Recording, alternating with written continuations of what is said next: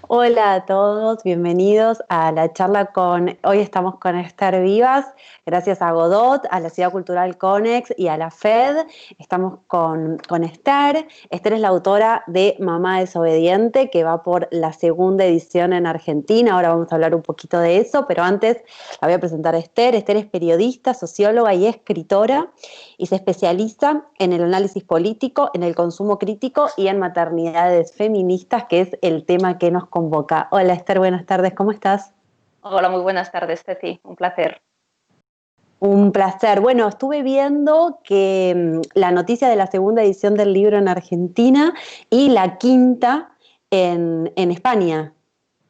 Sí, en realidad en España son 9 ediciones las que ya llevamos, son 5 con Capitán Swing en lengua castellana y 4 en catalán con la editorial Ara Llibres. Así que muy contenta de la recepción del libro, tanto aquí en España como en Argentina y otros países también de América Latina donde acaba de salir publicado. Sí, vi que va a salir en Bolivia pronto, como que el libro está teniendo un recorrido a lo largo y a lo ancho, ¿no es cierto? Sí, ha salido también recientemente en Chile y en Colombia y próximamente va a salir en Bolivia y en Brasil. Y muy contenta pues de que esta reflexión sobre la maternidad en clave feminista pues llegue a tantas mujeres y podamos compartir estos debates con mujeres y madres de varios países de América Latina. Sí, en función a esto que estamos hablando, que es como, bueno, el éxito del mercado, el éxito editorial que un libro tiene, que un libro circule, bueno, que tiene mucho que ver con las recomendaciones, ¿no? Como que acá imaginamos a miles de mujeres conversando entre ellas y contando como las lecturas que están haciendo. Yo te quería preguntar alrededor de esto, ¿vos crees que es esta cuestión tan clara que tiene el libro de ponerle voz a lo que muchas veces está silenciado desde afuera, ya sea por el patriarcado, ya sea porque a las mujeres siempre nos mandan a callar, que es lo que hace que el libro haya tenido una recepción en países también tan distintos culturalmente? Bueno, yo creo que en parte se debe que, por un lado, hay una experiencia materna compartida que tiene que ver con que la maternidad está supeditada a una sociedad patriarcal que invisibiliza, menosprecia, no da valor a lo que es la experiencia materna de la gestación, el embarazo, la lactancia, la crianza, y a la vez también hoy en día países, y aquí es una experiencia también compartida tanto en España como en América Latina, la maternidad hoy sufre una intensificación neoliberal. Ya no solo tenemos que ser las madres abnegadas de toda la vida, las madres hoy, sino que a la vez tenemos que ser la super mami, siempre disponible para el mercado de trabajo, con un cuerpo perfecto. Y esto es compartido, es algo compartido en muchos países. Y a la vez siento también que el libro conecta con muchas mujeres de una nueva generación feminista que miran con menos prejuicio a la maternidad y consideran que es importante también tener un relato propio en clave feminista y emancipadora de lo que es el hecho de ser madre.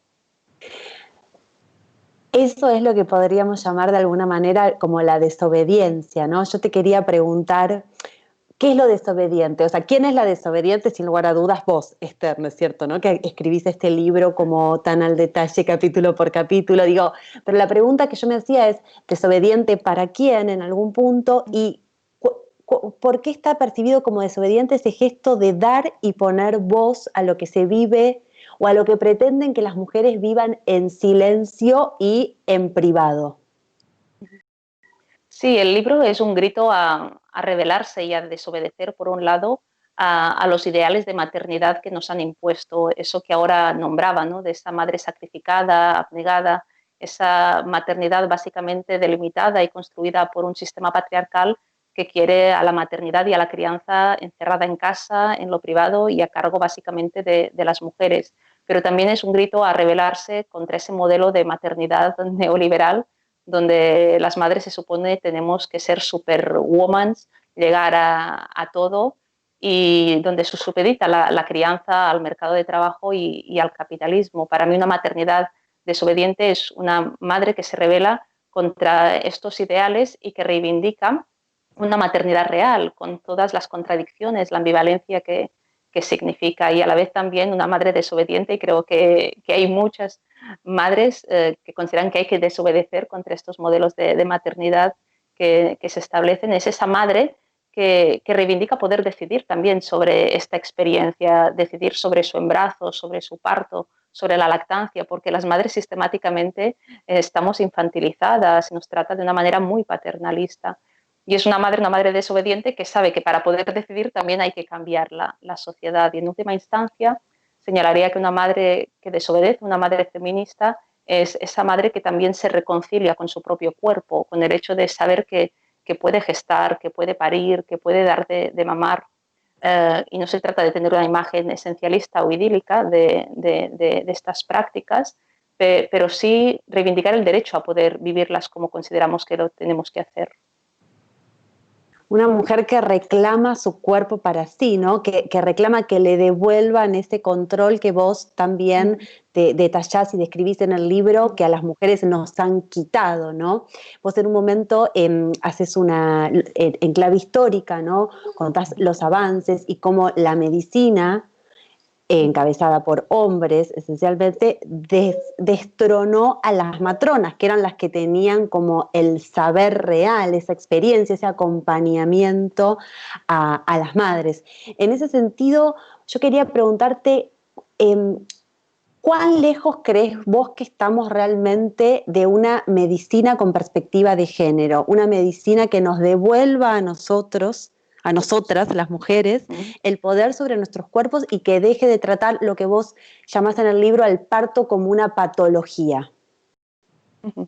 Sí, yo creo que estamos en las antípodas de una mirada feminista a la atención al embarazo y al parto. Como tú bien decías, en las sociedades modernas la atención al parto básicamente ha partido de prescindir del saber femenino. Históricamente el embarazo y el parto era una cuestión de mujeres, de esas mujeres sabias que atendían al parto, de las mujeres que daban a luz. No es que tengamos que tener una idea romántica de lo que era el embarazo y el parto en otros periodos históricos, pero sí que había un componente de capacidad de decisión de las mujeres en torno a esta práctica. En las sociedades modernas y con la entrada de la medicina en la atención al parto, este saber pasó a manos de los profesionales de la salud que en unos inicios eran básicamente todo hombres y hoy en día, aunque hay una presencia importante también de mujeres en la sanidad y en la ginecología, la mirada al parto es una mirada muy patriarcal, donde se considera que quien sabe sobre cómo atender un parto es básicamente el obstetra, ¿no?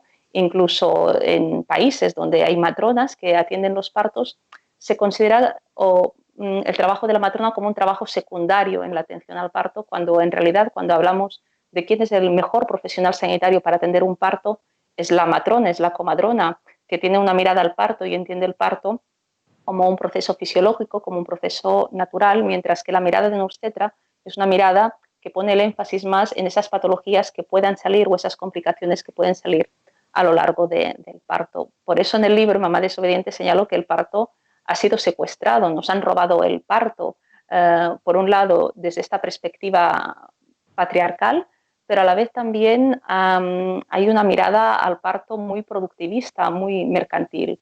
Y esto lo vemos actualmente con el alto número de cesáreas que se dan en la atención al parto. En Argentina las cifras rondan a casi alrededor del 50% de los partos. Uno de cada dos partos, uno de cada dos nacimientos se da por cesárea. Y esto es así porque se considera que con la cesárea es una práctica que permite un mayor control sobre el parto. Tú sabes cuándo empieza, cuándo acaba una cesárea, y a la vez también implica un mayor beneficio económico para la sanidad privada en particular, porque una cesárea es mucho más cara que un parto vaginal. De tal modo que la medicalización del parto subordina al parto tanto a una lógica patriarcal como a los intereses productivistas y mercantiles, y se presciende de las necesidades de la mujer, de la criatura, y hay esta mirada medicalizada al parto que tiene como consecuencia una serie de prácticas que se dan en esta atención al parto que a menudo son constitutivas de violencia física y psíquica. Exacto. Vos en el libro dedicás una porción del libro a hablar sobre la violencia obstétrica, recopilás experiencias de otras mujeres que son muy fuertes y hablas con mucha profundidad de algo más que viene antes de estas decisiones, que es el miedo, ¿no? Como cierta inoculación a tratar a las mujeres como enfermas y a tratarlas como con una incapacidad de tomar las decisiones, ¿no? Como si el otro pudiera decir, yo sé mejor que vos esto. Y el libro también creo que como mirada reflexiva nos propone a las mujeres preguntarnos esto que vos decís, ¿qué parto queremos tener? ¿No? Y reclamarlo para nosotras. Sí, en las sociedades modernas la atención al parto se ha basado en desempoderar a la mujer sobre esta experiencia. Nos han hecho creer que no sabemos parir, que tenemos que delegar en los expertos y hemos acabado normalizando toda una serie de prácticas constitutivas de violencia obstétrica y consideramos que esto es un parto normal, consideramos que un parto normal es un parto por cesárea, es que te hagan una episiotomía, es que te separen de tu bebé nada más nacer, es que tal vez no te informen correctamente, pero es que además se supone que después no te puedes quejar porque aún gracias que tienes una criatura viva en tus brazos. Y es importante reconocer que esta violencia obstétrica existe porque haber sufrido un parto traumático tiene consecuencias en la vida de las mujeres y de las criaturas. Puede dar lugar a una depresión posparto, a sentir un desapego con la criatura y es importante ponerle nombre a estas prácticas. Reconocerlas es la mejor manera de poderlas combatir, ¿no? Y como tú decías, el miedo y el dolor se han erigido como dos grandes pilares para controlar el parto en la sociedad actual, ¿no? Por un lado, se nos dice que el parto es un proceso peligroso que tenemos que dejar en manos de los expertos, cuando en realidad el parto es un proceso fisiológico, es un proceso natural, no es ninguna enfermedad. Y un parto lo que necesita es confianza, es acompañamiento para la madre, para la criatura. Y esto a menudo no se da porque, como decía antes, impera una lógica productivista y mercantil en la atención al parto. Al final, el parto se supedita también a intereses económicos y empresariales.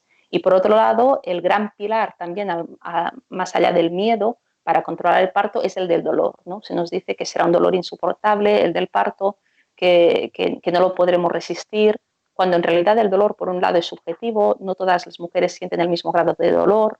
Hay mujeres, yo en mi parto pues tuve muchísimo dolor, pero tengo amigas que me han dicho que, bueno, prácticamente la comadrona ni siquiera llegó a tiempo porque la criatura ya salía con su primer parto. Por lo tanto, también tenemos que desmitificar esta idea del dolor en relación al parto y sobre todo ser conscientes como mujeres que podemos decidir sobre nuestro parto, que tenemos este derecho, que podemos parir y que tenemos que tener confianza en nosotros mismas y un buen acompañamiento profesional con una perspectiva feminista y de género que vea a la mujer que da luz como un sujeto con capacidad de decisión. Alguien nos pregunta de las personas que están conectadas justamente alrededor de por qué el posparto está negado hasta por las propias mujeres. Esta idea de las violencias que a veces están silenciadas y que nosotros tenemos que agradecer que nos atendieron, que hubo una obstetra, como ¿por qué vos creés, más allá de los mecanismos de control de los que estamos hablando, por qué el posparto está como tan negado incluso hasta las propias mujeres, ¿no? Este miedo del que vos, no sé si es exactamente miedo, pero vos en un momento en el libro hablas sobre lo que hay que desterrar como esta idea de competencia entre mujeres, que también es algo muy instalado por el patriarcado, en el cual nos estamos mirando entre nosotras a ver cómo pariste vos, y ese mandato de madre abnegada donde el posparto tiene que ser genial porque uno tiene que agradecer que tiene un niño en sus brazos. Sí, esto tiene mucho que ver con este ideal de posparto de color de rosa, este ideal romántico del posparto que nos venden los medios de comunicación, el cine, las revistas del corazón, donde supone que a los 2 días de parir estás perfecta, todo es fantástico, sientes un gran apego con tu criatura y todo es maravilloso. Y en realidad todo esto es mentira, porque el posparto es extremadamente duro.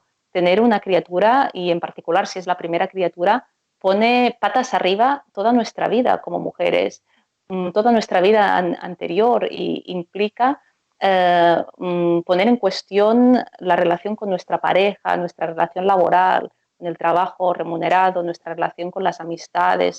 Es un cambio brutal, ¿no? Y a la vez también pues necesitamos un proceso para recuperarnos también físicamente en este posparto. La lactancia materna no es fácil, a pesar de lo que nos pueden decir, puede llegar a ser complicada y necesita acompañamiento.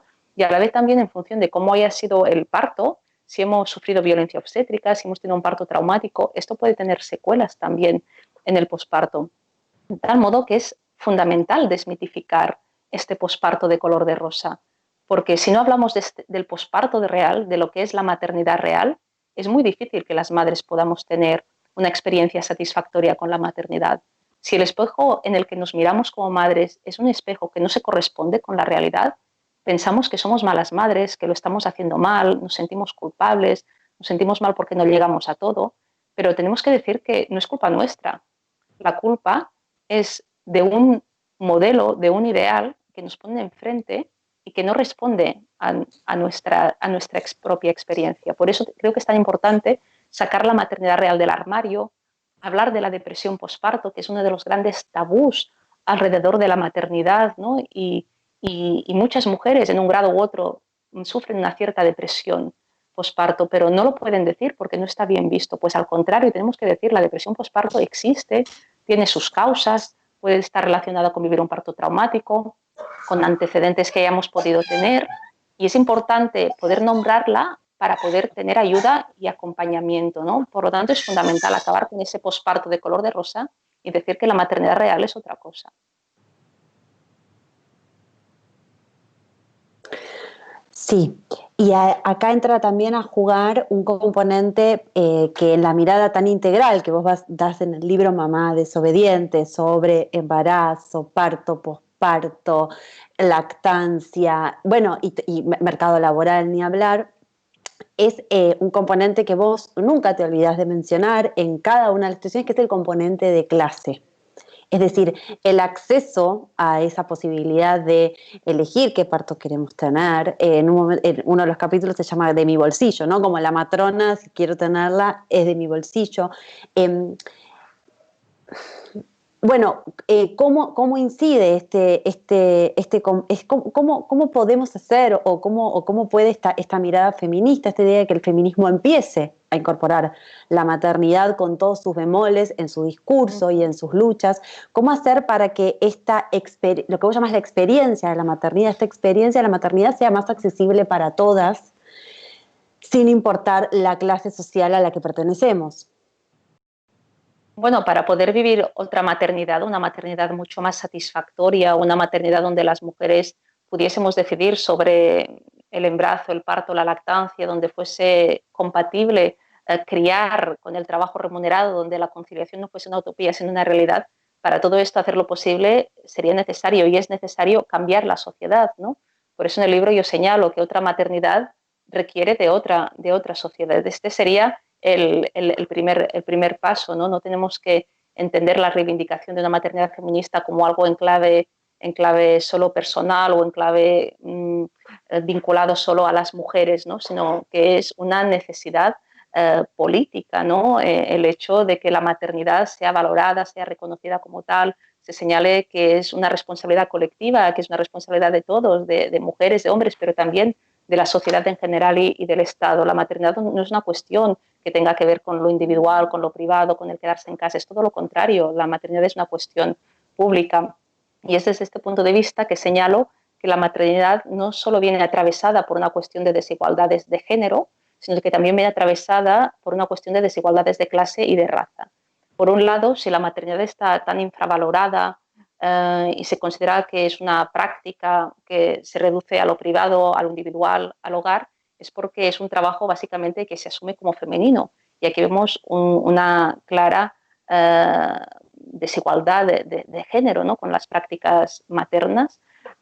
Pero señalo también que la maternidad viene atravesada por una cuestión de clase social, porque no todas las madres viven la maternidad de la misma manera y esta experiencia materna también viene muy determinada por tu condición, tu clase social. Si tú eres una profesional liberal, seguramente tus preocupaciones acerca de la maternidad tendrán que ver en cómo encajas tu experiencia materna en tu vida privada, en tu vida profesional, pero si eres una mujer que tiene dificultades económicas, que tiene un empleo precario, tus preocupaciones acerca de la maternidad serán otras, serán cómo llegar a fin de mes, cómo poder dar de comer a mi criatura, cómo poderle dar una buena educación. Las preocupaciones son muy distintas, seguramente. Habrá preocupaciones similares, pero habrá otras que vienen muy determinadas por una cuestión de clase social y también de raza, ¿no? De hecho, cuando analizamos las prácticas constitutivas de violencia obstétrica, las cesáreas que se dan, los partos instrumentales, a menudo estas prácticas se dan en un porcentaje mayor en personas, en mujeres de origen social humilde, con mujeres migrantes, porque hay también una cuestión de desigualdad desde este punto de vista. La violencia obstétrica se realiza en mayor medida en mujeres con menos recursos económicos y por eso es muy importante también tener esta mirada transversal a la maternidad, ¿no? No solo se trata de una cuestión de desigualdad de género, sino que en realidad va mucho más allá. Sí, en el libro hay testimonios, ¿no es cierto?, de madres que sufrieron violencia obstétrica, algunas que adquirieron carácter público. Hay un caso que vos recogés muy impactante de un parto, una chica latina en España, en el cual los practicantes practicaron con forceps y le provocaron un daño cerebral irreversible al niño por nacer, ¿no? Y la falta de regulación. En relación a esto yo te quería preguntar, porque vos sos muy concreta en torno al rol del Estado, ¿no? Y a cómo muchas veces las legislaciones atrasan, o mismo las legislaciones que deberían tratar de que las mujeres y las madres seamos más independientes, lo hacen, pero siempre mirando al hombre, ¿no? Como que la licencia aumente para el hombre, como... Entonces, acá hay una pregunta del público que dice, en relación a las normativas que hacen falta para que las mujeres puedan congeniar mejor trabajo y maternidad, pero también acá yo lo que te quería preguntar y que vos te explayes, porque bueno, conoces del tema, es esto, el rol del Estado, el rol de las legislaciones en función a cómo ayudar tanto a las mujeres, esto como profesionales liberales y también de una clase más humilde para poder vivir esa maternidad como una experiencia. Bueno, si hablamos de políticas del Estado, son políticas que se tendrían que hacer a varios niveles. Si hablamos de avanzar hacia un parto respetado, lo que es imprescindible es reconocer que la violencia obstétrica existe. Y aquí a veces nos encontramos con resistencias por parte de los profesionales de la salud que consideran que nombrar la violencia obstétrica es poner en cuestión sus prácticas, cuando en realidad lo que se trata es de crear alianzas con estos profesionales de la salud para erradicar, para acabar con aquellos profesionales que llevan a cabo pues cesáreas innecesarias, episiotomías por rutina, etcétera, etcétera, ¿no? Los profesionales de la salud son aliados para acabar con la violencia obstétrica. Del mismo modo que el movimiento feminista, desde el movimiento feminista decimos que los hombres son aliados para acabar con la violencia machista, y cuando a un hombre le hablas de violencia machista no se tiene por qué sentir cuestionado, lo mismo, en cierto modo, debería de pasar con los profesionales de la salud cuando hablamos de violencia obstétrica. Pero evidentemente las políticas del Estado deberían de ir también mucho más allá. Si hablamos de conciliación, de una conciliación real entre cuidado, crianza y trabajo remunerado, esto pasa por aumentar las licencias maternales. No puede ser que las licencias maternales hoy en día sean incompatibles, por ejemplo, con la lactancia materna exclusiva durante los 6 primeros meses de vida de la criatura, como recomienda todas las instancias de salud. No puede ser que tengamos licencias maternas de 3, 4 meses que no permiten, ¿no?, llevar a cabo esta lactancia materna en exclusiva. Entonces, ¿quién se la puede permitir? Por poner un ejemplo, esta lactancia materna en exclusiva, pues aquella mujer que se puede tomar una excedencia asumida por su cuenta, se puede quedar en casa y estar más tiempo con su criatura. Y ya vemos aquí otra vez una cuestión de clase social. Aquellas mujeres con más privilegios pues pueden dedicar más tiempo a estar con su criatura y a acompañarla. Que evidentemente si una madre cuando se acaba su licencia materna quiere volver a trabajar, perfectamente, pero si tú quieres estar más tiempo, si tú quieres dar el pecho a tu criatura más tiempo, como recomiendan, como decía la Organización Mundial de la Salud y otras instancias de salud, deberías tener derecho a hacerlo. No puede ser una cuestión de privilegio. Y aquí en España, por ejemplo, hay mucho debate de aumentar el permiso de paternidad, el permiso de los padres, y en pocos años el permiso de los padres ha aumentado un 500%.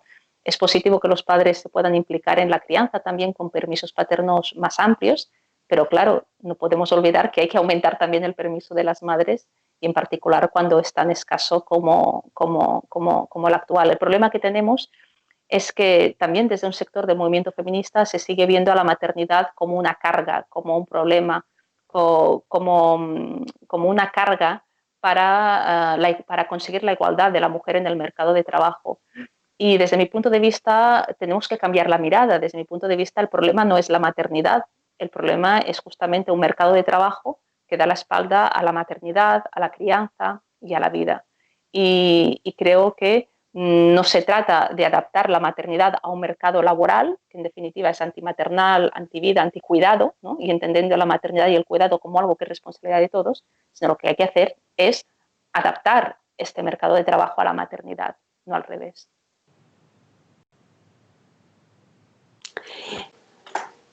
Y retomando lo que vos estabas hablando en relación a la lactancia y a esta experiencia materna como un todo, ¿no? Como decir, bueno, el embarazo, no, o sea, el embarazo, el parto, el posparto, la lactancia, como todo lo que el patriarcado trata de escindir. Es como si no hubiera una conexión. Vos eso lo dejas en evidencia como con mucha claridad y mucha transparencia, ¿no? Como intentan escindirnos en cada uno de los estados, ¿no? Entonces, esta idea de la lactancia como puro alimento, ¿no? Y vos le dedicás bastantes páginas a una reflexión en torno al negocio de las leches artificiales, a cómo están involucrados muchos de los profesionales de salud, cómo muchos profesionales de salud reciben dinero de parte de estas empresas, ¿no?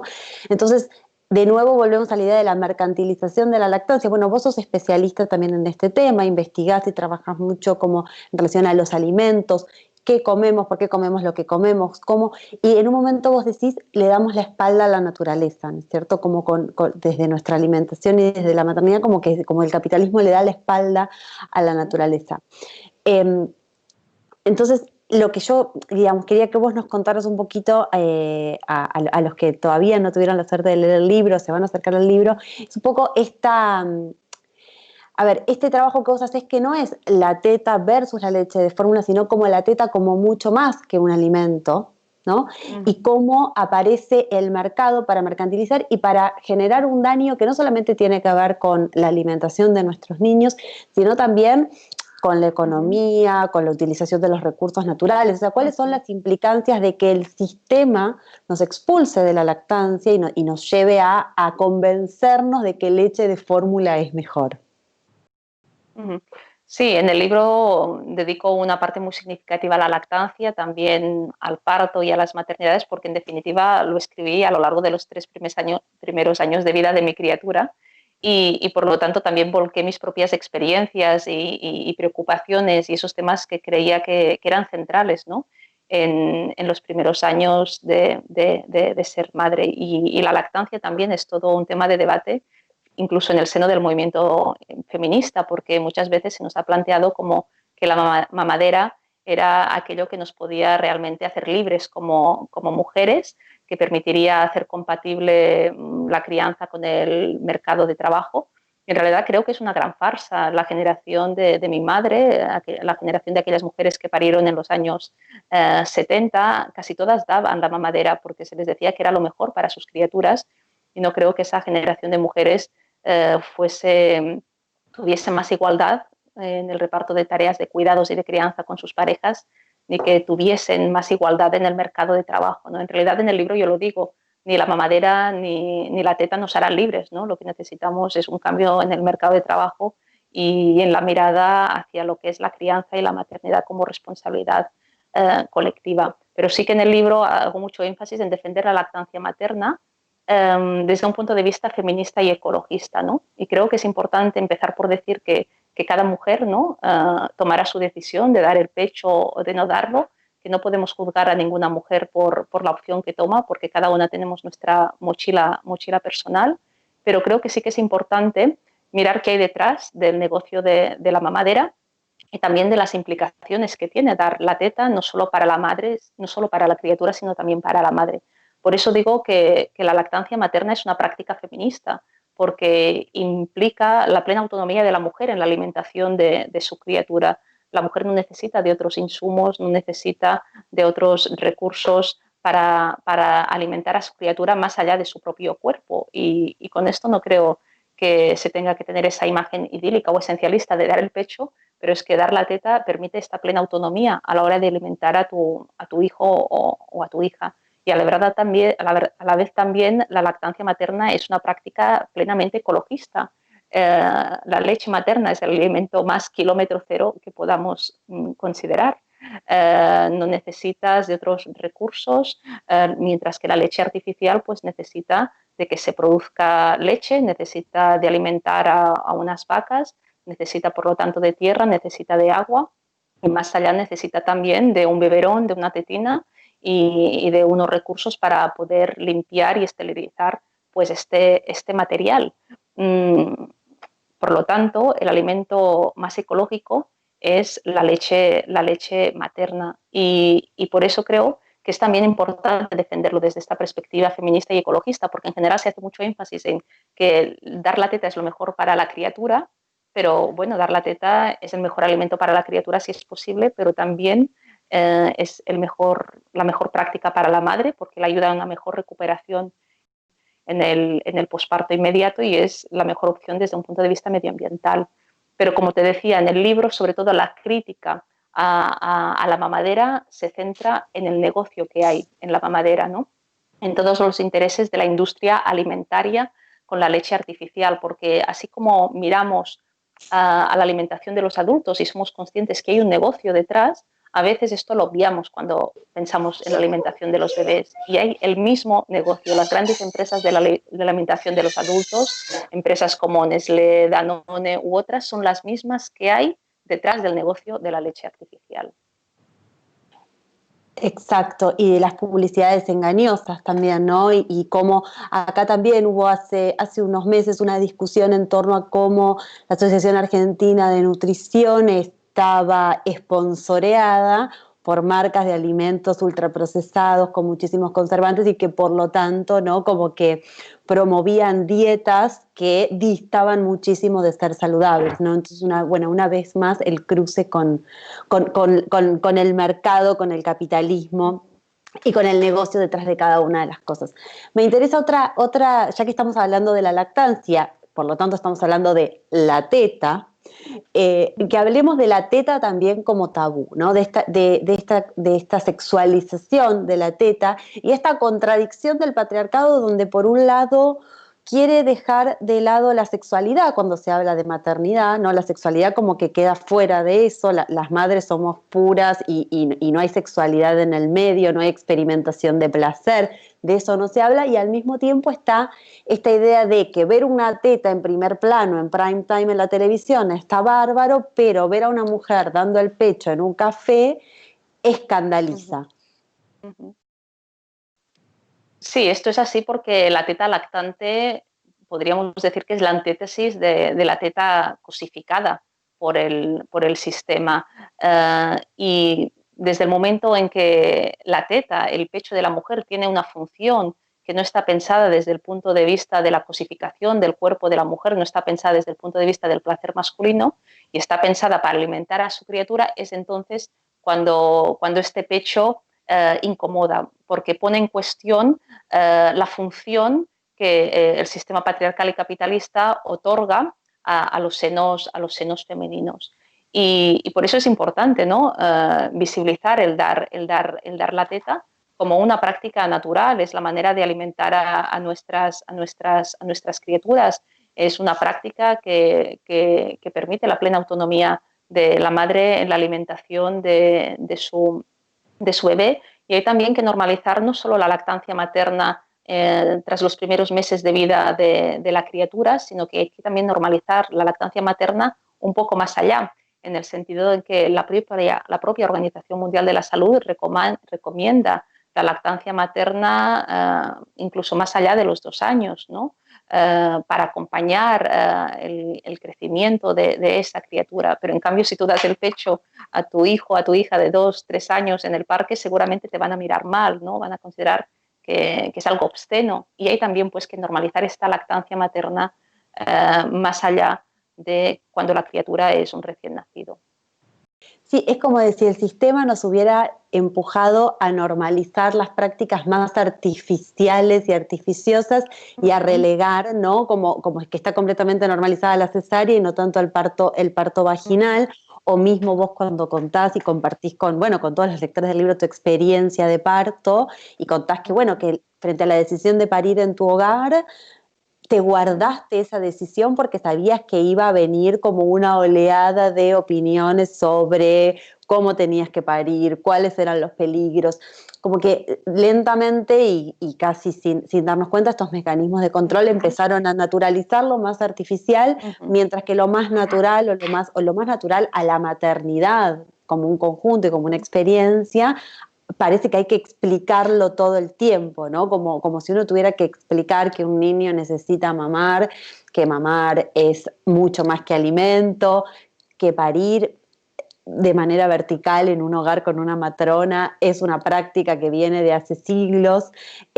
Bueno, el libro también como que creo yo, evidencia como esas redes, ¿no? Que se han ido tejiendo a lo largo de la historia, como para mantenernos a las mujeres controladas, como nos han ido encasillando cada vez más como para mantenernos controladas, calladas y hacia adentro del hogar. Una de las preguntas que nos hacen en relación al libro, vos en el libro trabajas mucho sobre cómo las mujeres artistas, las ilustradoras, las escritoras, las dramaturgas, ponen en escena y visibilizan como parte de su catarsis, como parte de su duelo, las experiencias de maternidad. Y acá una de las preguntas dice, ¿cuál es el momento que crees vos, Esther, en el que las mujeres se animaron a plasmar en la literatura, o vamos a expandirlo a las otras prácticas artísticas, todas las aristas de la maternidad? Es decir, salir de esta cosa edulcorada y color de rosa a una experiencia más esencial y real. Sí, primero, antes de dar respuesta a esta pregunta que nos lanzaban, sí que quería señalar en relación a lo que tú decías y a la medicalización del parto también y esta alimentación artificial de las criaturas a través del biberón, que no se trata, creo yo, y es importante señalar, no se trata de tener una actitud contraria, no se trata de renegar, ¿no? de una cesárea, de una episiotomía, de un biberón. Creo que es muy importante decir que suerte tenemos de las cesáreas, de las episiotomías, de los partos instrumentales, cuando son necesarios, suerte hay del biberón cuando no se puede llevar a cabo una lactancia materna. ¿Cuál es el problema? Cuando estas prácticas se dan de manera generalizada. Y me explico. Una cesárea, una episiotomía, son prácticas que se tienen que llevar a cabo cuando no queda otra opción. Son prácticas excepcionales. Y el problema que hoy tenemos con estas prácticas es que se realizan de manera habitual, por rutina, pensando más en los intereses y en la organización sanitaria que en los intereses y las necesidades de la madre y el bebé. Y lo mismo con la lactancia artificial. Suerte tenemos de que haya biberón. El problema es cuando se les dice a las madres que dar el biberón y que la lactancia artificial es mejor que dar la teta o que es igual, porque esto es falso, ¿no? Y creo que, por lo tanto, no es una cuestión en el libro, ¿no? de hacer una crítica per se a la técnica, sino hacer una crítica cuando esta técnica se utiliza de una manera no necesaria, ¿no? Esta es como la reflexión que quería hacer porque me parecía importante. Y sobre la pregunta que nos lanzaba esta compañera, sobre cuándo las mujeres han empezado a hablar de la maternidad real con todas sus contradicciones, aristas en distintos ámbitos culturales, yo diría que desde hace ya tiempo, ¿no? Encontramos obras, y cito obras en el libro de hace años, ya, donde las mujeres artistas han hablado en primera persona de su maternidad, incluso mujeres feministas en los años 70, en la década de los 70, donde había un cierto discurso hegemónico antimaternal y antirreproductivo, ¿no? Como reacción a esta maternidad patriarcal impuesta, y habían obras como las obras de Adrienne Rich, ¿no? Nacemos de mujer, que es todo un clásico, o de Jane Lazar, El nudo materno, que se ha publicado también recientemente en Argentina con Las afueras, que son obras donde estas intelectuales, estas escritoras, y hablan en primera persona de su propia experiencia materna y lo hablan desde una perspectiva que intenta abordar todas las contradicciones, la ambivalencia que significa la maternidad. Lo vemos también no solo en ensayos autobiográficos, sino también en la literatura. ¿Cuál es la diferencia? Seguramente con los tiempos actuales, que hoy nos encontramos con una nueva ola feminista y esto permite abrir una ventana de oportunidad en relación a temas que en general han sido silenciados, como por ejemplo la experiencia de las madres, ¿no? Y esto nos abre una oportunidad para que estos temas que durante mucho tiempo han sido invisibles, han sido tabú, han sido silenciados, pues que puedan salir a la luz pública y que conecten con muchas mujeres que están buscando respuestas a preguntas o a contradicciones que les genera esta experiencia materna. Exacto, cómo el arte logra sublimar y también esta cosa universal, ¿no? Una mujer pintando su aldea, pintando su parto, su experiencia, nos habla a todas las mujeres que hemos sido madres o que conectamos de alguna manera u otra. Acá en Argentina hay una suerte de talleres que se llama El silencio de las madres, donde se cruza experiencia de maternidades con literatura y se leen textos y en muchas oportunidades las madres comparten sus propias experiencias y descubren, ¿no? En esos procesos y en esas atenciones a los talleres como quizás que han sido víctimas de violencia obstétrica o que quizás que lo pueden decir por primera vez, ¿no? Como la lectura y la literatura muchas veces nos ayuda a conectar o a descubrir también y a redescubrir nuestras propias experiencias. En relación a lo que vos decías antes, bueno, sin lugar a dudas que el libro toma hace una crítica, vos lo mencionás muy claramente cuando hablas de los embarazos de bajo riesgo, ¿no? Como estas prácticas que se hacen de manera, podríamos decir, casi gratuita en el sentido de innecesaria para con esas madres a punto de parir o esas madres a las que le dicen tus tetas son muy chicas y entonces no vas a poder de mamar o si le das el biberón va a ser mejor, ¿no? Como logra poner en evidencia el entramado que existe y a la vez de una manera como muy clara politiza esta idea de maternidad y nos hace a nosotras repensar y tomar conciencia de, bueno, cómo nos enfrentamos con esa experiencia nosotras como mujeres, cómo reivindicamos también, ¿no? Esta idea que vos hablas que sea una experiencia emancipadora de maternidad. Sí, a menudo en el posparto las madres somos constantemente cuestionadas, se nos dice que no hacemos las cosas bien, todo el mundo considera que puede opinar sobre nuestra experiencia materna sin tener ni idea a qué nos ha llevado a tomar determinadas decisiones y aquí creo que es muy importante, ¿no? Desde una perspectiva feminista, respetar o ponernos en el lugar también de la otra, porque he tomado esta decisión. Muchas veces se ha intentado crear desde los medios de comunicación un cierto discurso de que hay una guerra entre madres, ¿no? Y evidentemente hay distintas miradas a la maternidad y a la crianza, pero yo creo que desde el feminismo de lo que se trata es de que las mujeres podamos decidir sobre esta experiencia, que tengamos toda la información posible y que podamos apoyarnos también las unas a las otras. Y desde este punto de vista yo creo que las redes sociales también han ayudado mucho a romper toda una serie de silencios y tabús en relación a la maternidad, ¿no?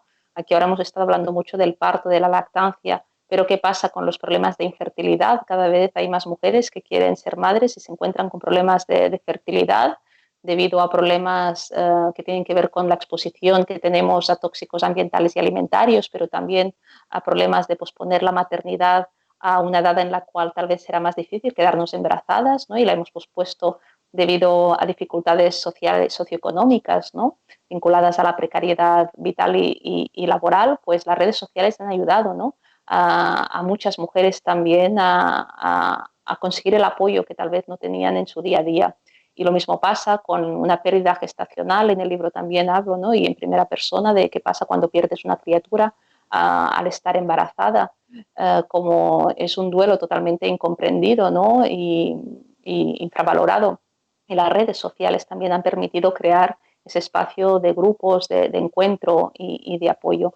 Y desde este punto de vista y en este sentido creo que es fundamental estos espacios que se dan ya sea a nivel virtual o en el día a día entre mujeres para apoyarse en esas dificultades que implica y esas contradicciones que implica la maternidad.